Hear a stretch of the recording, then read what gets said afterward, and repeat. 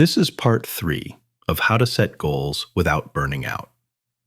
If you find these lessons helpful, subscribe, share the audiobook, and turn on the notification bell for the next chapters. And if you are new, listen to parts 1 and 2 first, so the whole system makes sense. Chapter 6: The Stress Conversion Rule. Stress is not the enemy. Stress is a signal. It arrives when the mind says, "I don't know how to solve this." That tension you feel in your chest, the racing thoughts, the pressure in your head, these are not signs of weakness. They are signs that your brain is trying to protect you from the unknown. Here is the truth most people never learn. Stress is problem-solving energy trapped inside the mind. If you do not guide that energy, it turns into panic. If you direct it toward learning and action, it becomes progress. Why people stress: the unsolved problem. Most stress comes from things we do not yet know how to fix. Financial struggles, relationship conflict, lack of income, health worries, fear of failure, uncertainty about the future. The mind panics when it cannot see a solution. Not because the solution does not exist, but because the path is still invisible. This is why clear goals, milestones, and backup plans reduce stress. They give the mind direction. They turn unknowns into steps. They turn fear into structure. When stress turns dark. I have known people who reached a point where stress and depression blended together. They were not just worrying, they were stuck. Some reached the edge of extremely dark thoughts nobody wants to admit, thoughts that appear when life feels meaningless, when goals feel unreachable, when everything feels too heavy. I am not a doctor, and real depression needs professional care. But I have walked beside people in that space, and I saw the same pattern many times. When a person has no clear goal, when their only goal feels impossible, when they cannot see even the first step, their mind loses its sense of direction. The brain's reward system becomes quiet. Life begins to feel flat. Every day feels the same. That lack of direction does not always cause depression, but it often deepens it. A friend's story, turning darkness into a path. A friend once told me he was drowning. His thoughts were getting darker. He did not know what to do next. He felt empty, hopeless, and stuck. I did not argue with his emotions. I asked him a simple question. If you had one small goal for the next week, what would it be? He said he did not know. So we went smaller. What can you finish by Friday that gives you 1% more control? We wrote 3 tiny goals. We broke each into actions he could finish in under an hour. He placed the list where he could see it. 1 week later, his voice changed. He said, "I feel different. Not cured, not transformed, just less lost." Small goals gave him structure, a direction, a reason to get out of bed. I have seen this more than once. When someone is drowning, they do not need a miracle. They need a direction. Depression and goals, what research suggests. We must be careful here. Depression is complex. No audiobook replaces therapy or medical care. But research consistently suggests something important. People with clear personal goals often report lower symptoms of depression. Small, achievable goals can create momentum and a sense of control. Visible progress triggers small dopamine responses that support motivation. Daily goals and structured tasks can help stabilize mood. Breaking big goals into small pieces reduces emotional overload. In simple terms, a mind with direction feels more alive. A mind without direction feels trapped. How to convert stress into action. Here is the shift that changed many people I know. When you feel stress, instead of replaying the same fear, Use that energy to start learning. If the stress is financial, open a book, watch a lesson, learn one skill. If the stress is uncertainty, write the problem, break it into parts. If the stress is feeling stuck, ask for help. Someone has already solved the problem you are facing. I used to tell my employees, I wish your problem was mine. I would solve it in a day. Not because I was better than them, but because their problem was something I had already learned. This is the secret. Your problem might feel huge to you, but small to someone else. Ask, reach out, join a community, post your question.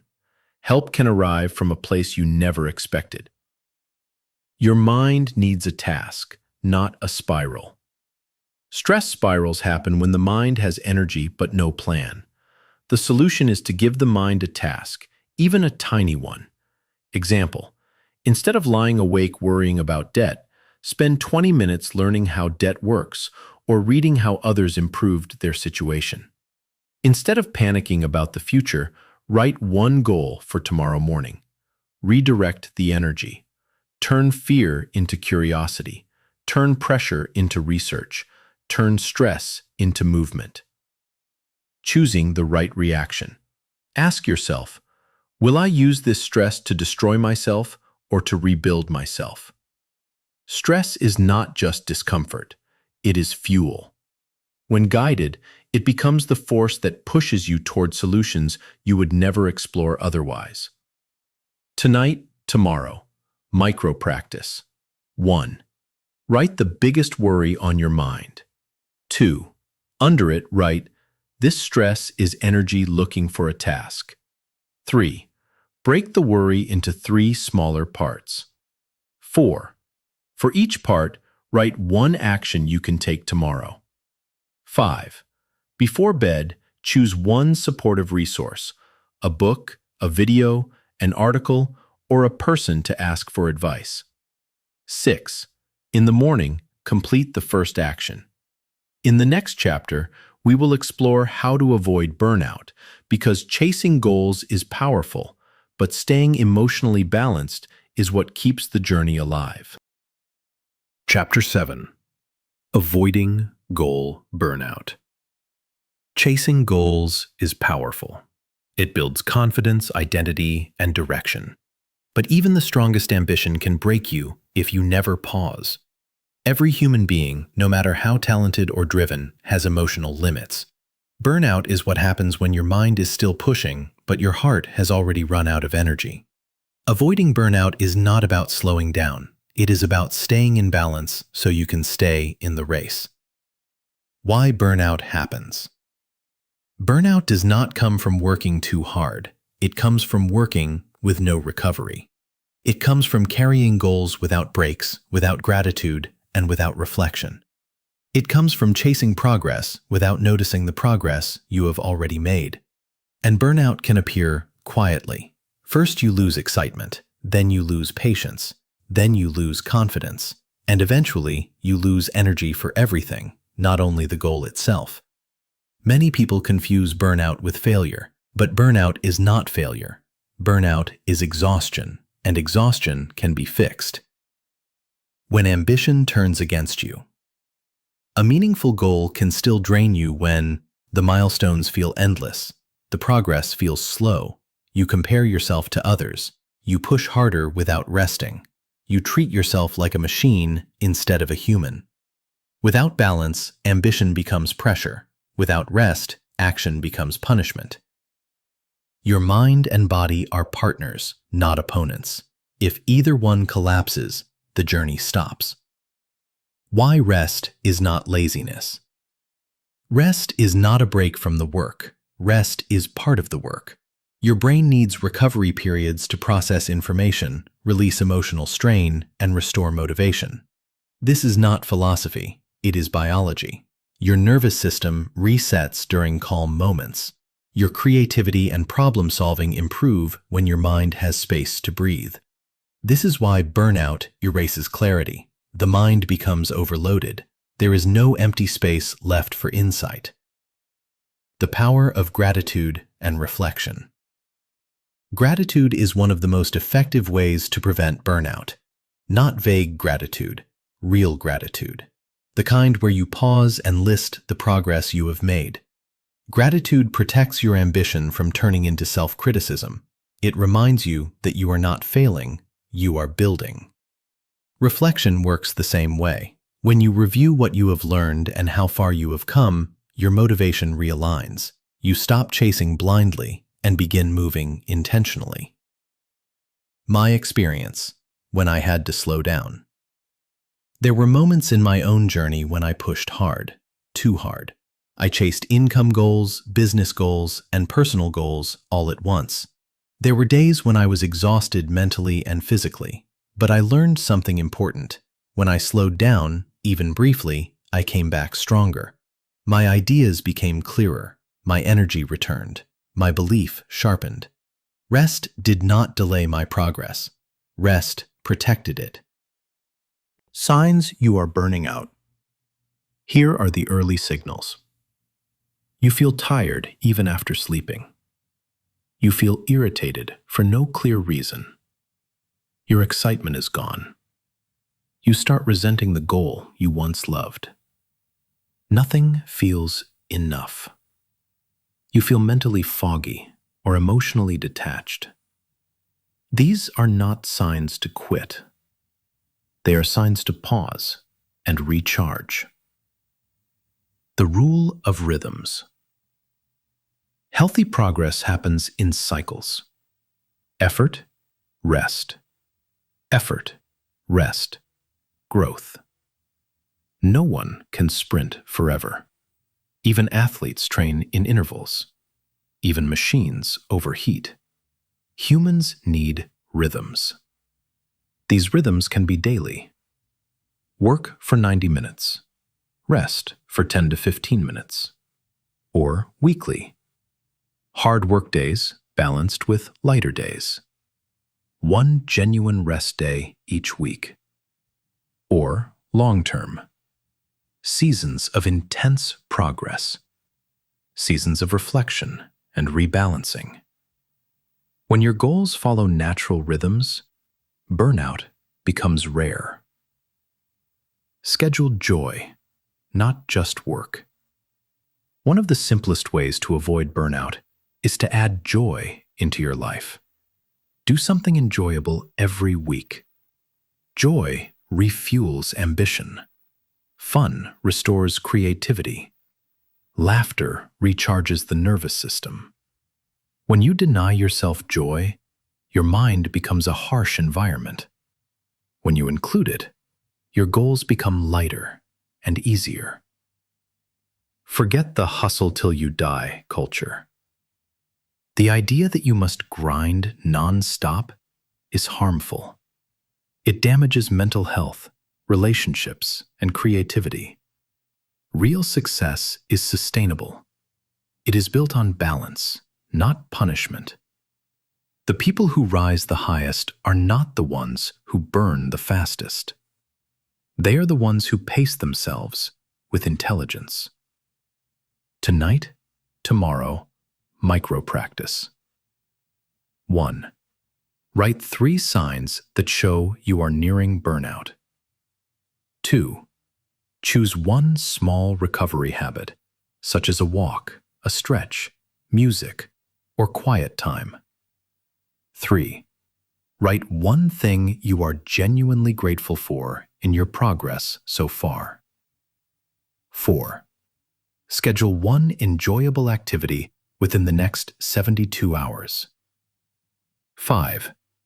Before bed tonight, take 5 slow breaths and picture tomorrow with more balance.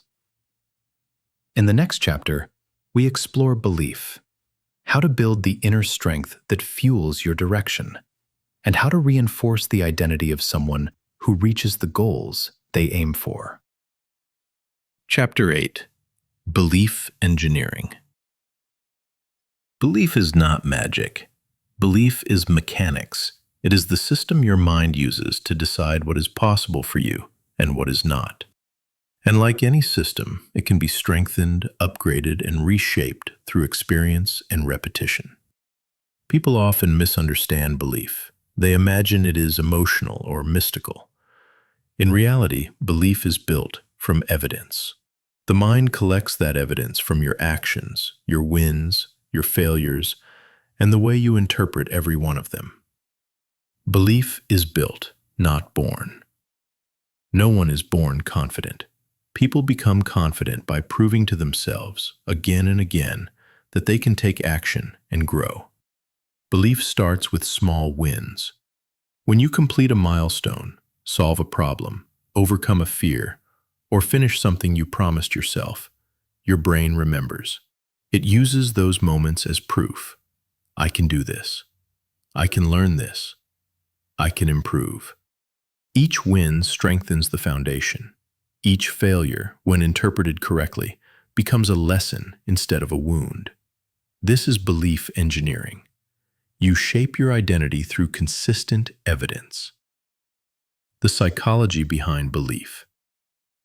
Belief is closely connected to a psychological concept known as self-efficacy. It means the sense that you can influence your own outcomes. Research links strong self-efficacy with more action, longer persistence, faster recovery, and higher motivation. People with low self-efficacy tend to hesitate, assume failure, avoid challenges, or give up early. The difference is not talent. It is experience and interpretation.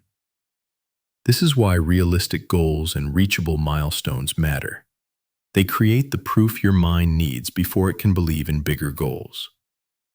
My story: how belief grew through experience. When I set my first major goal, the Mercedes C-Class, my belief was not strong yet. I did not have years of success behind me. I did not have evidence that I could create a major financial shift. But as I took action, my belief grew. I learned new skills. I earned more income. I achieved small wins. I saw opportunities appear. I built momentum. Each step strengthened my identity, and once my belief rose, my goals grew naturally. That is where the private jet dream came from. It was not fantasy. It was the result of a stronger sense of what I could become. My belief matured. My confidence solidified. My vision expanded. It was engineering, not ego. The belief loop, a simple model. Belief follows 4 stages. Action. You take a small step, even with uncertainty. Evidence. You gather results, even tiny ones matter. Interpretation. You decide what those results mean. I am learning instead of I failed. Identity. Your mind updates your self-image. I am someone who improves. This loop runs every day. When you manage it consciously, belief becomes a tool instead of an accident. The danger of negative evidence. Your mind records everything, including failures. If you interpret a failure as proof that you cannot do something, belief weakens. If you interpret it as proof that you are learning, belief strengthens. Experiences do not define you. Your interpretation does. This is why 2 people can face the same setback and walk away with opposite beliefs. The event is the same. The meaning is different. How to strengthen belief daily.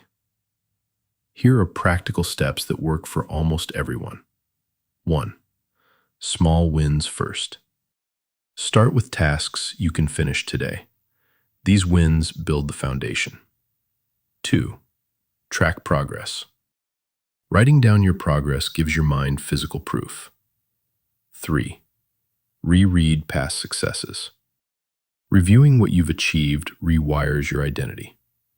4. Use visual cues. Images, notes, reminders.